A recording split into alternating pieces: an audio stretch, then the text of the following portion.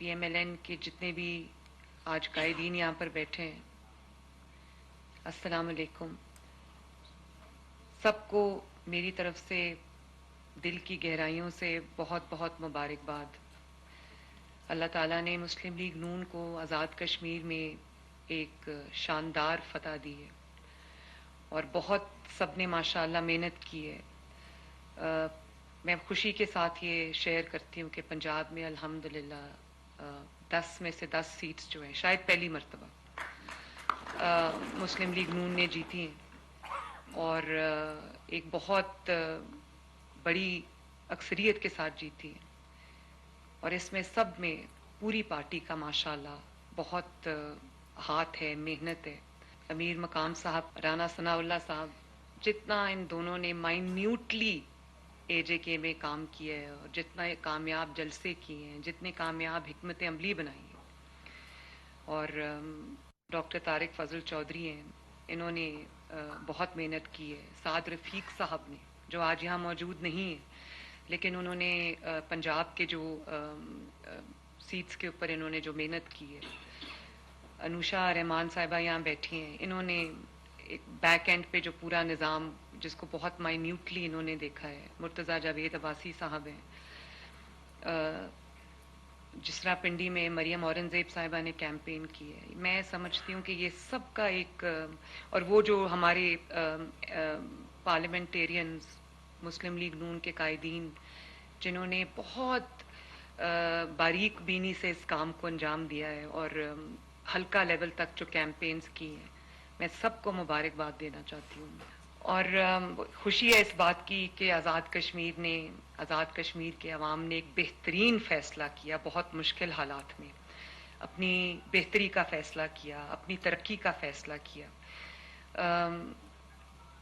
دنگا فساد، قتل و غارت، خون خرابہ، پروٹیسٹ، بند کرا دو دکانیں، ہڑتالیں کروا دو، اس کو آزاد کشمیر کے عوام نے ووٹ کی طاقت سے ایک بہت بڑی شکست دی ہے. جو ایلیمنٹس ہیں، جو شر پسند ایلیمنٹس ہیں، جو لڑانا چاہتے تھے پاکستان کو اور آزاد کشمیر کو، ان کے لیے ایک شکست فاش ہے.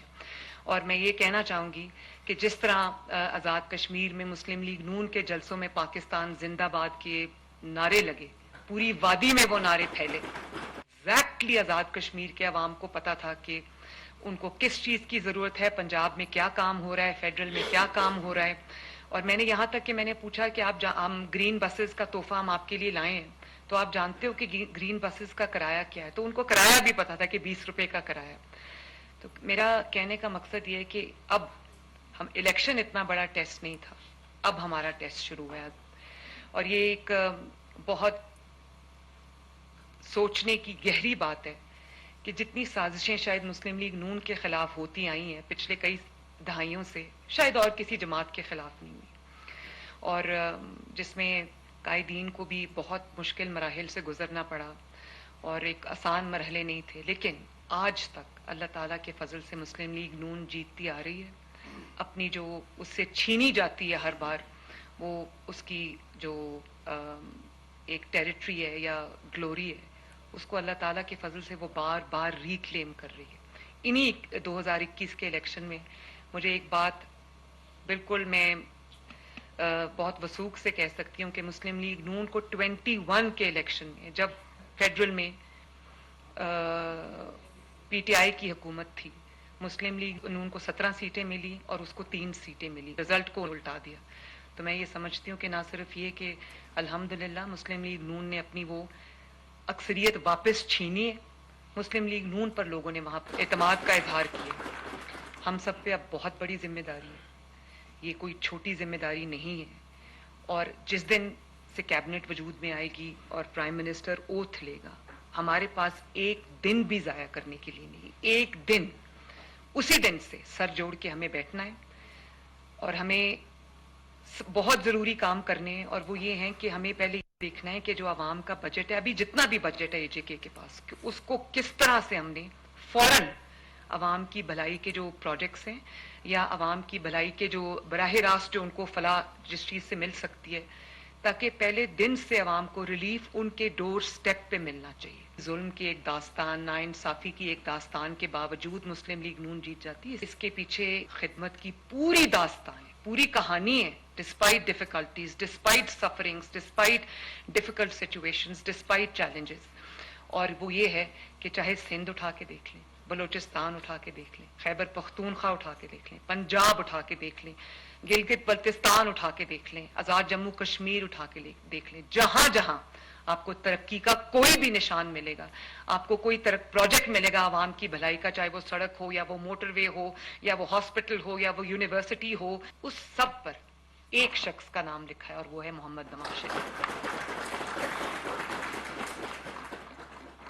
تو آپ کے اوپر ایک لیگسی کی بھی ذمہ داری ہے. تو پہلے دن سے کوئی ہمیں اپنا ٹائم ویسٹ نہیں کرنا، کوئی لمبی چوڑی ملاقاتیں نہیں کرنی، کوئی ہم نے پروٹوکول انجوائے نہیں کرنا، کوئی ہم نے ڈنر لنچز ہم نے نہیں کرنے. ہم نے پہلے دن سے جو ہمارے پاس پورا ایک روڈ میپ بنا ہوا ہے جو کہ نواز شریف صاحب نے بنایا ہے، شہباز شریف صاحب نے بنایا، اور اب پنجاب میں وہ امپلیمنٹ ہو رہا ہے. ہم اگر اس کو اٹھا کے صرف اس کو امپلیمنٹ کر دیں تو آپ دیکھیں کہ آزاد کشمیر میں کتنی بڑی چینج آئے گی.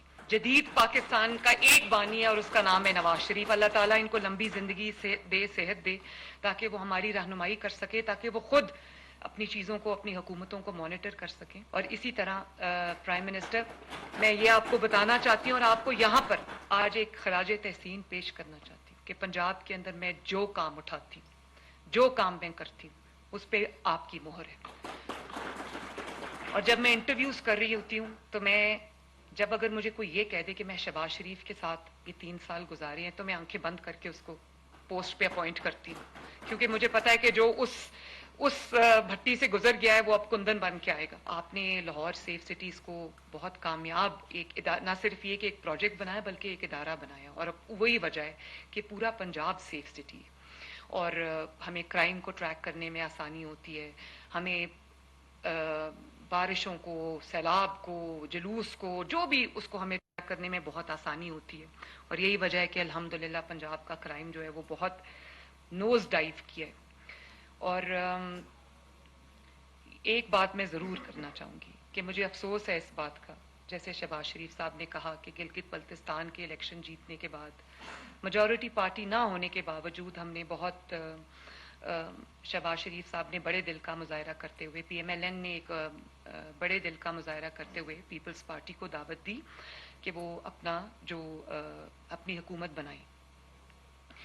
لیکن مجھے افسوس ہے اس بات کا کہ انہوں نے دھاندلی کے جھوٹے الزامات لگائے مسلم لیگ نون پر، اور جہاں تک وہ جیت گئے گلگت بلتستان پہ، وہاں دھاندلی کے الزامات نہیں لگے، جہاں پہ وہ ہارے وہاں پر دھاندلی کے الزامات لگے. لوگوں نے، مجھے لگتا ہے کہ آزاد کشمیر کے لوگوں نے بہت غور سے نہ صرف تقاریر سنی بلکہ منشور پہ غور کیا، اور جن کے پاس دینے کے لیے، آفر کرنے کے لیے کچھ نہیں تھا، لوگوں نے ان کو ریجیکٹ کیا. سڑکوں کا وعدہ وہ اس لیے نہیں کر سکتے تھے کہ 17 سال سے اپنی حکومت ہے، ایک سڑک ایسی نہیں ہے جس پہ سموتھلی گاڑی چل سکے، سڑکیں ٹوٹی ہوئی ہیں. وہاں سے روز ہم ویڈیوز دیکھتے ہیں کہ لوگ پنجاب آتے ہیں تو تعریف کرتے ہیں. بسز کا وعدہ وہ اس لیے نہیں کر سکتے تھے ادھر اے جے کے میں، کیونکہ اگر اپنے پاس بسز ہیں نہیں، لوگوں کو نہیں دی ہوئی، اور اگر ہیں بھی تو ٹوٹی پھوٹی بسز ہیں. صفائی کے نظام کا وعدہ وہ اس لیے، اب ستھرا پنجاب اتنا پاپولر تھا اے جے کے اندر، اور اب ہمیں ستھرا اے جے کے بھی انہی لائنز پہ ہمیں بنانا ہے.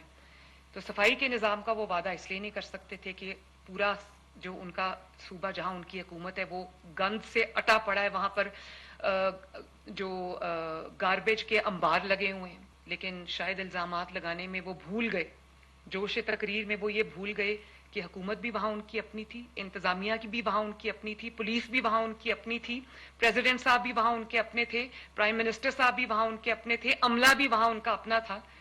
تو دھاندلی کا الزام وہ کسی اور پہ ڈالتے وقت تھوڑا سا تو انسان کو نا لاجک کا بھی خیال کرنا چاہیے. بہرحال میں اب کیونکہ ہم، اللہ تعالیٰ نے فتح دے دی، اور جس کو فتح ملتی ہے اس کو عاجزی اختیار کرنی چاہیے. ہمیں بھی کوشش کرنی چاہیے کہ اے جے کے اندر اتنا پوٹینشیل ہے، اے جے کے اندر سیاحت کا اتنا پوٹینشیل ہے، اے جے کے اندر آپ ایک اس کو جنت بنا سکتے ہیں اپنے اون ریسورسز کو ڈیولپ کر کے. تو اس کے اوپر جو آپ کو بہت کام کرنا چاہیے تاکہ جو فیڈرل سے آپ کو ملتا ہے وہ بھی ٹھیک ہے, لیکن آپ کے پاس اپنے ریسورسز بھی جنریٹ, آپ کو ریونیو جنریٹ کرنا چاہیے تاکہ آپ کے پاس ایمپل ریسورسز ہو تاکہ آپ عوام کو اس سے جو ہے وہ اس کی خدمت کر سکے. وہ لوگ جو کہتے تھے کہ مسلم لیگ نون اب ختم ہوتی جا رہی ہے یا مسلم لیگ نون اب کمزور ہو گئی ہے, تو اللہ تعالیٰ نے ایک بہت بہترین جواب ان کو دیا ہے کہ اگر کسی جماعت کا مستقبل روشن ہے تو اللہ تعالیٰ کے فضل سے وہ ایک اکلوتی جماعت ہے, اس کا نام ہے پاکستان مسلم لیگ نون.